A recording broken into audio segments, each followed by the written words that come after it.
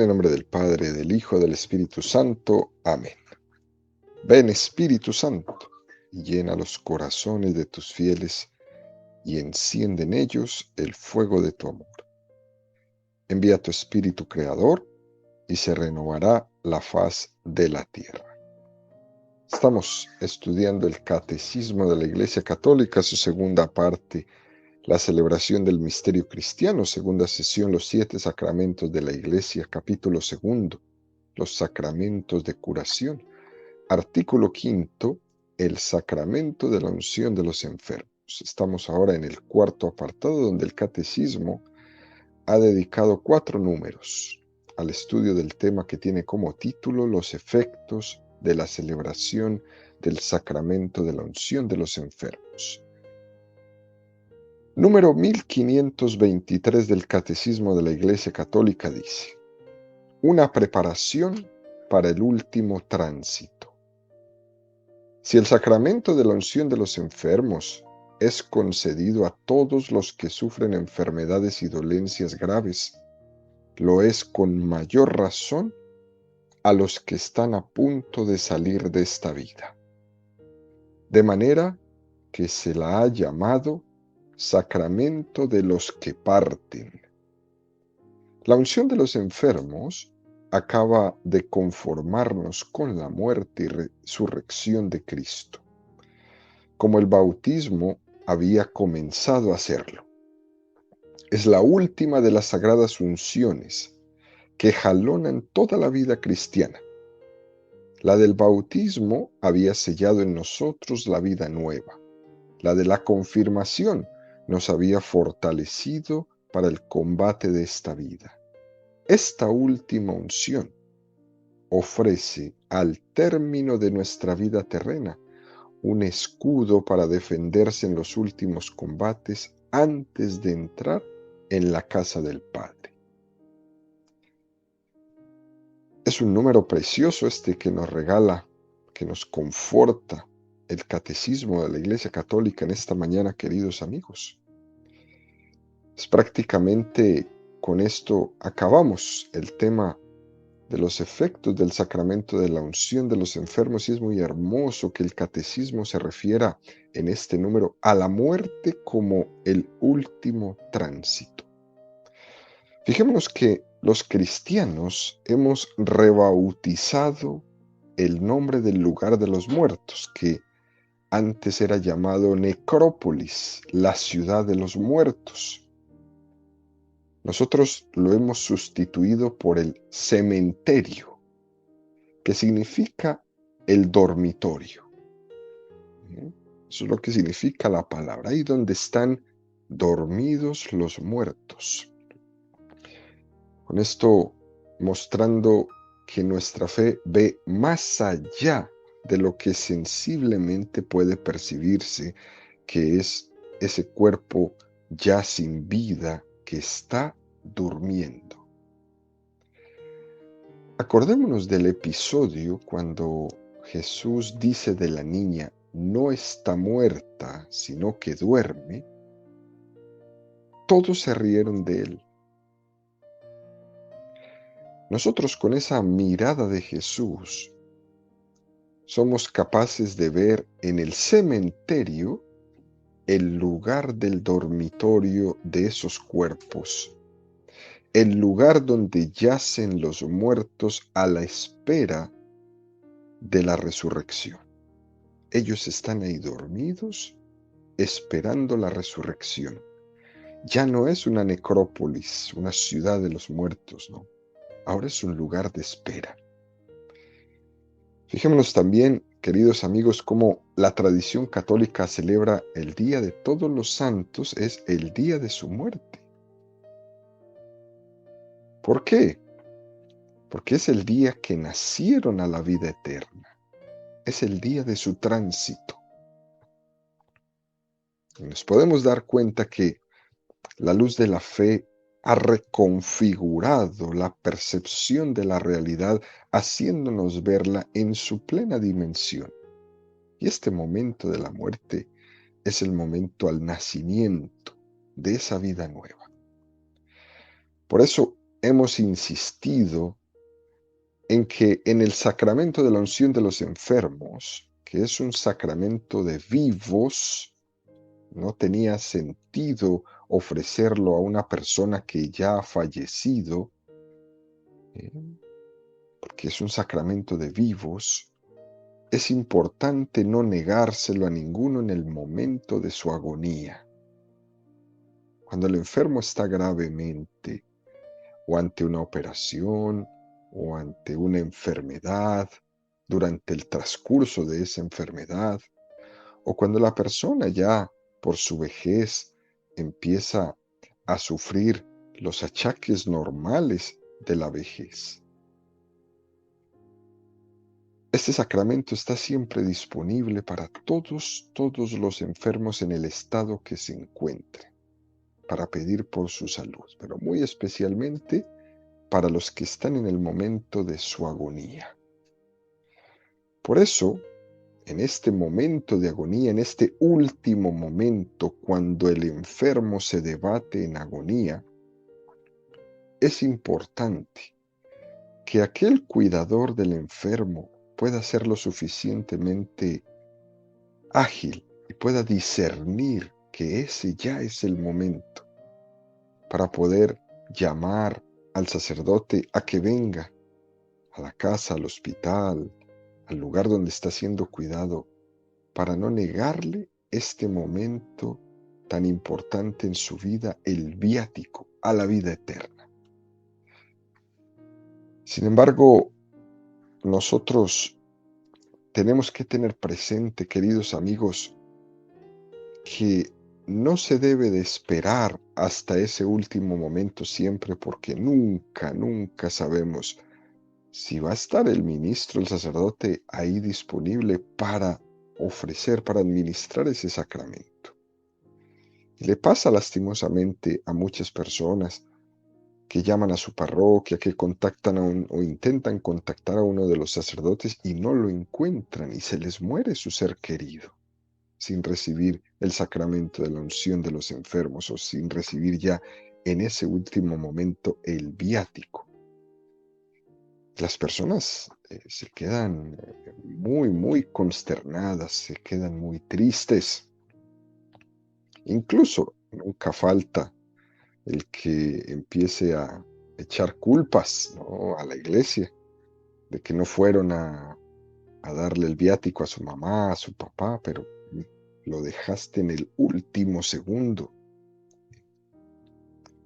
Por eso debemos ser ágiles para esto, para poder ofrecerle a ese agonizante su viático en el momento.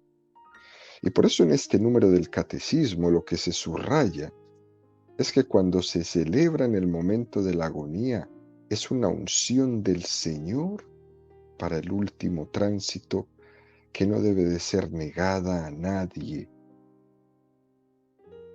Es un número del catecismo que nos recuerda que la unción es como una especie de recordatorio que hay tres unciones que acompañan al cristiano en su vida.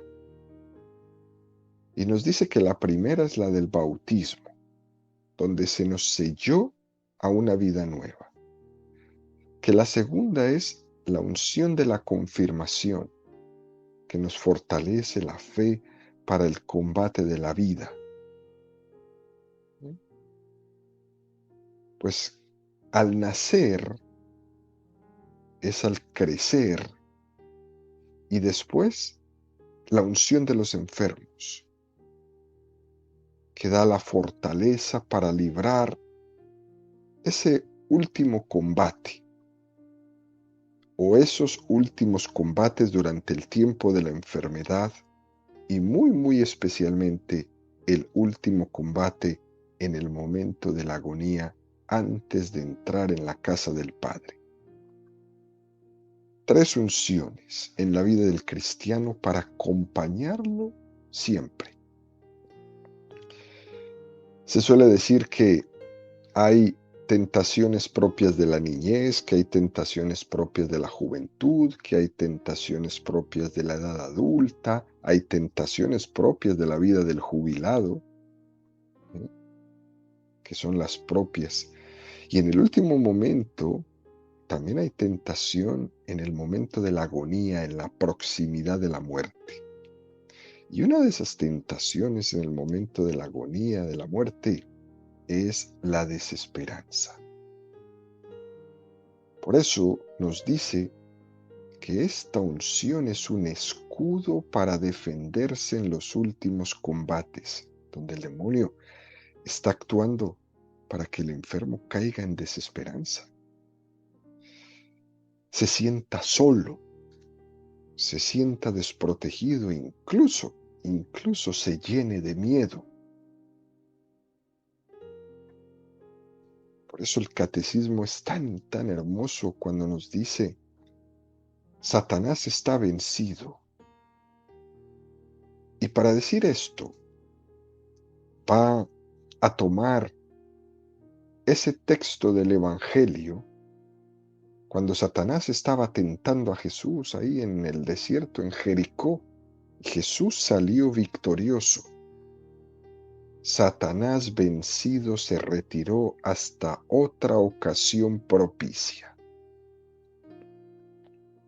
Y saben, queridos amigos, esa ocasión propicia es la que vuelve nuevamente al ataque en Getsemaní.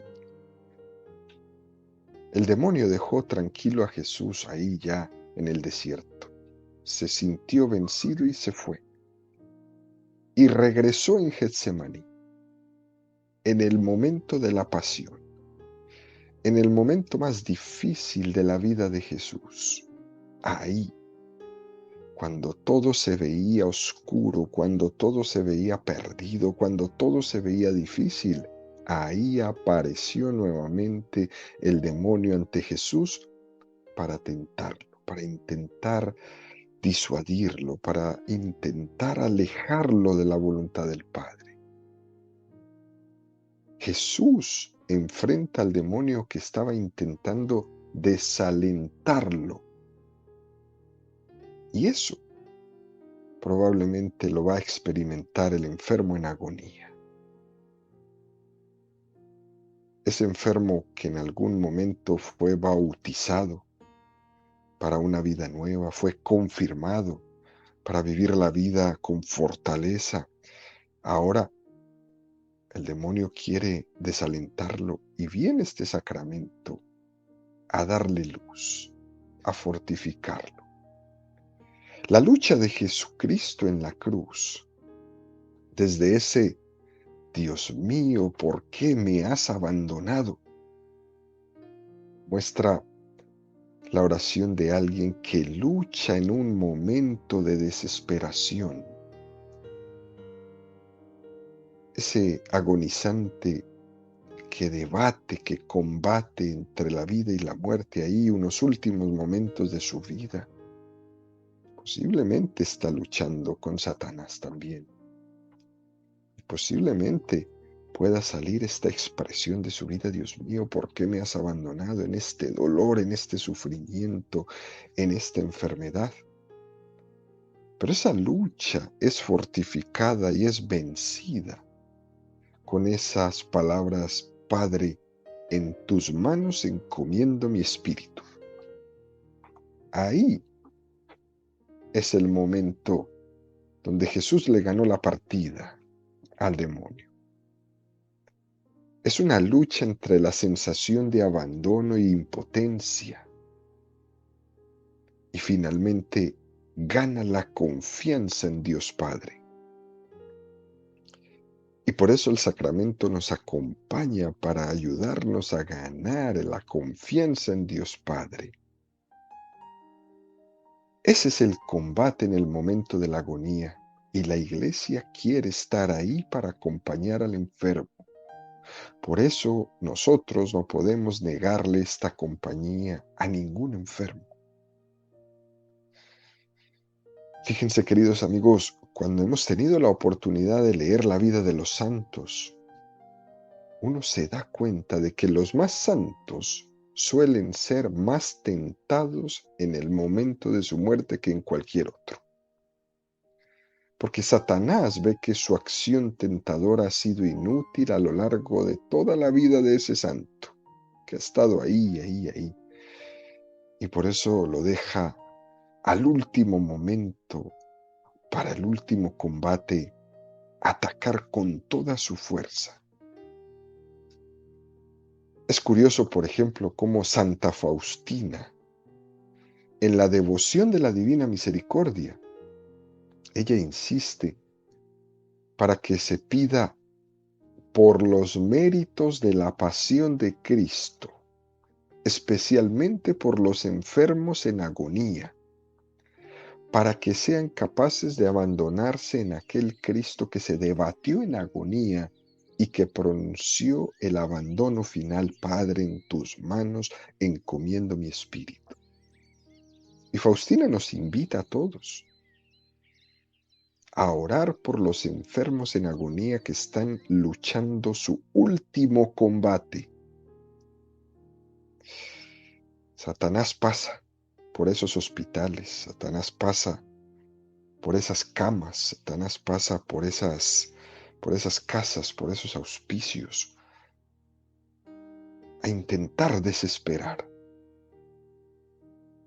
Y Jesús pasa con sus sacramentos a dar esperanza, a dar luz, a dar paz, a dar serenidad, todo lo que hemos hablado en estas catequesis, para que el enfermo no se sienta abandonado en el momento final. ¿Por qué? Porque nada tenemos que temer unidos a Jesucristo, porque Él, por medio de sus sacramentos, no permitirá que seamos tentados por encima de nuestras fuerzas, porque Él no dejará que entremos en desesperación, más bien unirá nuestras palabras a las suyas. Padre, en tus manos encomiendo mi espíritu. Y la tradición preciosa de la Iglesia habla de esta unción como de un escudo que se hace invulnerable a la acción de Satanás. Eso es como cuando Satanás pasa a tomar lista de los niños que no están bautizados y se encuentra con esa cantidad de niños que ya están bautizados, ya me los ganaron. Cuando no, están ahí los niños puestos en bandejas de plata para que Satanás haga con ellos lo que quiera. También con los enfermos.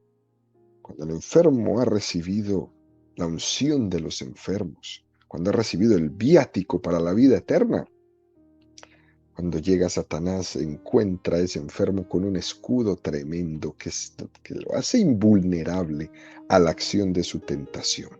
Y él, de todas maneras, va a hacer su trabajo. Pero el enfermo está fortificado. Y el catecismo nos remite de una manera muy, muy, muy especial a unos textos del Concilio de Trento, donde nos habla de la doctrina de la unción de los enfermos. Muy interesante. El número 1694 dice: mas ha parecido al Santo Concilio añadir a la precedente doctrina acerca del sacramento de la penitencia lo que sigue sobre el sacramento de la extrema unción, que ha sido estimado por los padres como consumativo no sólo de la penitencia, sino también de toda la vida cristiana, que debe ser perpetua penitencia. En primer lugar, pues, acerca de su institución, declara y enseña que nuestro clementísimo Redentor, que quiso que sus siervos estuvieran en cualquier tiempo provistos de saludables remedios contra todos los tiros de todos sus enemigos, al modo que en los otros sacramentos preparó máximos auxilios con los que los cristianos pudieran conservarse durante toda su vida, íntegros contra todo grave mal del espíritu. Así, por este sacramento de la extrema unción, fortaleció el fin de la vida como de una firmísima fortaleza. Porque si bien nuestro adversario durante toda la vida busca y capta ocasiones para poder de un modo u otro devorar nuestras almas, ningún tiempo hay, sin embargo, en que con más vehemencia intensifique toda la fortaleza de su astucia para perdernos totalmente y derribarnos, si pudiera, de la confianza en la divina misericordia, como al ver que es inminente el término de la vida. Es un texto del Concilio de Trento muy, pero muy hermoso, y como pueden ver ahí, queridos amigos, en ese tiempo se usaba el término extrema unción. Recordemos que esto ya es un término que no se usa hoy día, pero nos habla de esto que el número del catecismo que estamos estudiando el día de hoy nos regala esta constatación de que el momento de la agonía va a ser un momento muy propicio para que Satanás venga a hacer su obra, venga a tentarnos. Y nos dice que la iglesia acompaña con la celebración de este sacramento, con la oración por los moribundos, esta última batalla, este momento tan determinante que es el fin de la vida. Muchas religiosas y religiosos allá en los conventos, en los monasterios, especialmente los que están en clausura, orando todo el tiempo por nosotros, suelen tener un momento de oración muy intenso y especial por las almas agonizantes. Y esto lo tenemos que agradecer a estos hombres y mujeres que dan su vida a la oración, que también tengan muy en especial encomendar a los hombres y mujeres, niños que están en estos momentos, en el último momento de su vida, en su etapa final. Nos fijamos, queridos amigos, cuántas veces a lo largo de nuestra vida hemos pedido eso de ruega por nosotros ahora y en la hora de nuestra muerte. Eso lo decimos los católicos cuando rezamos el rosario, por ejemplo. Miles de veces, cuando rezamos el Ave María, pedimos a la Santísima Virgen que en el momento del tránsito, en el momento de nuestra muerte, nos custodie especialmente. Y aquí es donde uno ve cómo ese rezo del rosario está tan íntimamente ligado a este sacramento. Sacramento que viene acompañado de la oración del pueblo de Dios, de la especial protección de la Santísima Virgen María. Miles de veces. Y la Iglesia, que es madre, está prolongando esta acción maternal de la Santísima Virgen en el momento del tránsito, el momento de la agonía, en el momento del último combate. Estos son aspectos, queridos amigos, que en la medida que lastimosamente nos hemos secularizado, que nos hemos olvidado de todo, nos hemos olvidado de hacer oración, nos hemos olvidado de ir a misa, nos hemos olvidado de rezar por las almas del purgatorio de nuestros seres queridos. Nos hemos olvidado de rezar por los que están debatiéndose en agonía.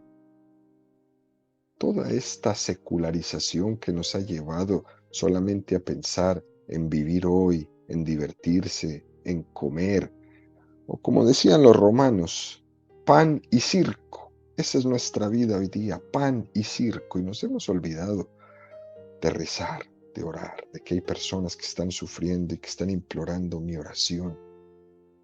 A muchos ya no les interesa. Y como consecuencia de haber olvidado eso, entonces nos encontramos con que ya hoy día los predicadores, incluso muchos señores sacerdotes, no se atreven ya ni siquiera a hablar de la muerte, a hablar de la preparación para la muerte, a hablar de la retribución por las obras cometidas, o por la posibilidad de obtener la salvación, o por la posibilidad de obtener la condenación. Fíjense, queridos amigos, que las personas ya no predican muchos ni del cielo, tampoco se predica del infierno, tampoco se predica del purgatorio. Tres verdades de la fe católica que son de base, que son importantísimas. Ya no se predican, ya poco se escucha de eso. Y entonces la gente deja de rezar porque no saben o porque se le ha restado importancia a estas cosas que son tan importantes, como por ejemplo la oración por el enfermo en agonía. Fíjense, queridos amigos, entre las oraciones que la Iglesia hace por los moribundos está la llamada entrega de los moribundos a Dios, o que también se conoce como recomendación del alma. Y primeramente, esta oración se introduce en esas fórmulas breves como en forma de jaculatorias, y son tomadas de textos bíblicos que son como una especie de rayos de luz, que son consoladores para la persona que se debate en agonía. Pero como ya no hablamos de esto, ya ni siquiera no las sabemos. ¿Sí? Y fíjense cuáles son, hermosísimas. Romanos 8:35, ¿quién podrá apartarnos del amor de Cristo? Romanos 14:8, en la vida y en la muerte somos del Señor. O segunda de Corintios 5:1, tenemos una casa que tiene una duración eterna en los cielos. Primera de Tesalonicenses 4:17, estaremos siempre con el Señor. Primera de Juan 3:2, veremos a Dios tal cual es. Primera de Juan 3:14, hemos pasado de la muerte a la vida porque amamos a los hermanos. O el Salmo 24:1, a ti, Señor, levanto mi alma. O el Salmo 2:1, el Señor es mi luz y mi salvación. O el Salmo 2:13, espero guiar de la dicha del Señor en el país de la vida. O el Salmo 41:3, mi alma tiene sed del Dios vivo. O el Salmo 22:4, aunque camine por cañadas oscuras, nada temo, porque tú estás conmigo. Mateo 25:34, venid vosotros benditos de mi Padre, dice el Señor Jesús, heredad del reino preparado para vosotros. O Lucas 23:43, te lo aseguro, hoy estarás conmigo en el paraíso. O Juan 14:2, en la casa de mi Padre hay muchas estancias. Juan 14:2-3, dice el Señor, voy a prepararos un sitio y os llevaré conmigo. Juan 17:24, este es mi deseo, que los que me confiaste están conmigo. Juan 40, todo el que cree en el Hijo tiene vida eterna. Salmo 30, a tus manos, Señor, encomiendo mi espíritu. Hechos 7:59, Señor Jesús, recibe mi espíritu. Esto es una maravilla de jaculatorias, de las cuales las personas ante los enfermos que se debaten en su último combate no hacemos.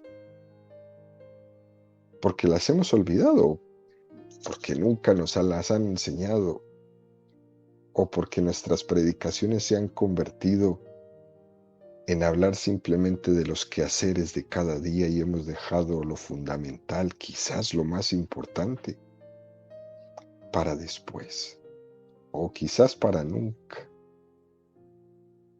Dicen algunos predicadores que no predican sobre la muerte porque la gente le da miedo. No, dele miedo condenarse por no saber.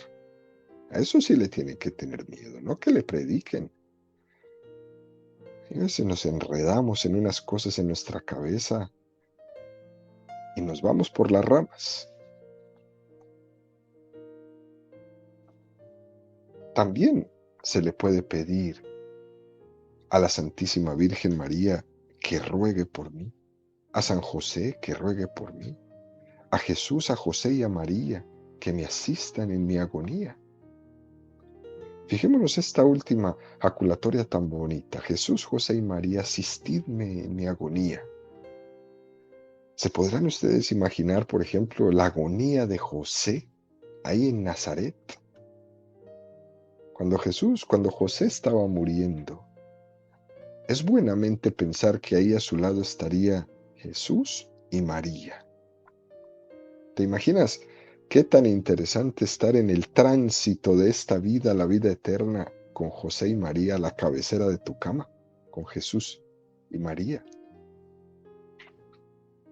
Pero después, más tarde, fue María la que asistió a la agonía de Jesús.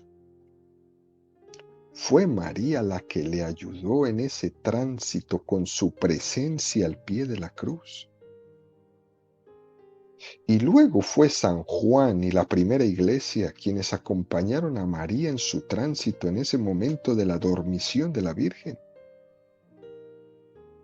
Es decir, queridos amigos, forma parte de la comunión de la iglesia que tenemos todos nosotros en asistirnos en nuestro tránsito. Por eso no hay nada más triste que ver un enfermo solo, que nadie lo esté acompañando en el momento de su tránsito. Es verdad que Dios puede permitir que alguna persona muera sola sin estar físicamente acompañada de nadie, pero aún si a alguien el Señor le permite pasar esa prueba, por ejemplo, como estar solo, así como le pasó a los dos santos de Fátima, a Francisco y a Jacinta Marto, los pastorcitos de Fátima. El Señor les pidió el sacrificio de morir solos en un hospital alejado de Fátima, sin la presencia de sus padres. Incluso en ese sacrificio tan grande de la soledad en el momento de la muerte, no olvidemos que junto a ese enfermito que se debate en agonía, están todos los ángeles y los santos asistiéndole. Porque es la iglesia entera la que está ahí, en su cuerpo místico.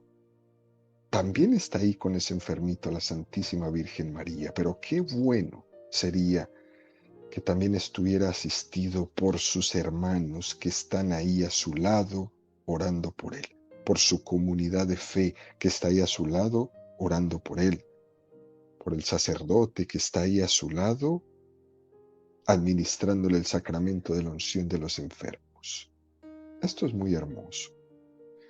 Por eso la iglesia dice al enfermo en agonía la misma palabra que dijo Cristo al buen ladrón: te lo aseguro, hoy estarás conmigo en el paraíso.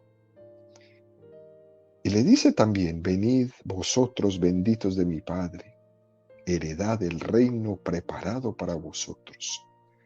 La iglesia invita al enfermo en agonía a poner sus pies donde Cristo ha dejado sus huellas. Por eso le dice al enfermo con el Salmo 22, aunque camine por cañadas oscuras, nada temo, porque tú estás conmigo.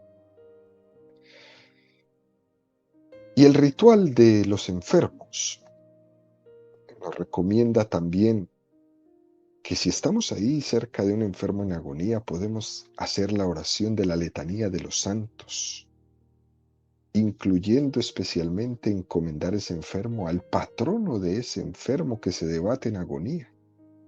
Y uno se podrá preguntar, pero ¿y alguien sabrá quién es mi santo patrono? Y la verdad es que uno se puede sorprender de que en nuestras casas nosotros no sabemos quién es el patrono, el santo de devoción de nuestros seres queridos. No lo sabemos. O algunos sí lo sabrán, pero en la mayoría casi estaría seguro que no lo sabemos. Y es una buena oportunidad para preguntarlo, oye, ¿quién es tu santo de devoción? ¿A quién le rezas tú para que interceda por ti ante el Señor? Si el moribundo podría soportar esta plegaria, es aconsejable que la hagamos. La letanía de los santos, especialmente el santo patrono. Es bueno preguntarle a las personas que han hecho la confirmación después del Concilio Vaticano II, si se acuerdan cuál fue el santo que escogieron para ser su patrono de confirmación. Y ahí, encomendarle a ese santo que esa persona ha escogido en este último momento. Así que ese santo le ha acompañado toda la vida. En ese último momento, ahí está ahí para fortalecerlo. También se pueden recitar algunas oraciones conocidas. Pero ¿qué importancia tiene todo esto, queridos amigos? ¿Qué importancia tiene saber rezar? ¿Qué importancia tiene saber en un momento tomar la batuta y hacer una oración en la familia, en ese momento de la agonía? Pero es que las personas no sabemos rezar, no nos sabemos una bendita oración. Y entonces andan por ahí buscando por todas partes a ver quién viene a mi casa para que rece. Pero ¿por qué no lo hace usted? Porque no sé. Porque nunca me ha interesado, porque nunca me ha importado. Y ahora en este momento de tristeza, de nerviosismo, de muerte, todo el mundo le sale lo cristiano, pero no tienen de dónde agarrarse. Entonces tienen que ir a buscar a alguien que rece por ellos. ¿Por qué nunca has cultivado en ti tu oración, tus rezos, tu vida de fe? ¿Por qué tiene que ser hasta el momento que la muerte se nos presenta aquí enfrente de las narices cuando queremos hacer algo y nos vemos que no tenemos nada de dónde agarrarnos? Fíjense, queridos amigos, dentro de las oraciones que se ofrecen, la más frecuente es esta: alma cristiana, al salir de este mundo, marcha en el nombre de Dios Padre Todopoderoso que te creó, en el nombre de Jesucristo, Hijo de Dios vivo, que murió por ti, en el nombre del Espíritu Santo que sobre ti descendió. Entra en el lugar de la paz y que tu morada esté junto a Dios en Sión, la ciudad santa, con Santa María Virgen, Madre de Dios, con San José y todos los ángeles y santos. La Iglesia se atreve a mandar al agonizante a que se marche de este mundo. Marcha, vete a ese lugar. Acordémonos de ese momento cuando Jesús pronuncia: Él, nadie le quita la vida, sino que Él la daba voluntariamente. Es verdad que en el momento de la muerte la enfermedad arrebata la salud, pero al mismo tiempo nosotros entregamos nuestra vida a Dios. Marcha de este mundo. Entrégale a Dios tu vida. Igual que a Jesús en la cruz. Por una parte le arrebataron la vida, pero al mismo tiempo Él la entregaba voluntariamente. Así nosotros, queridos amigos, imitando a Jesús en el momento de la agonía, haciendo lo mismo, cuando más allá del acontecimiento físico entregamos nuestra vida, la Iglesia dice: alma cristiana, vete, que Dios te espera. Nosotros tenemos esa libertad espiritual para ver que más allá de los acontecimientos históricos está teniendo lugar una respuesta libre a la llamada de Dios, de forma que uno puede entregar voluntariamente su vida. Alma cristiana, vete, que Dios te espera.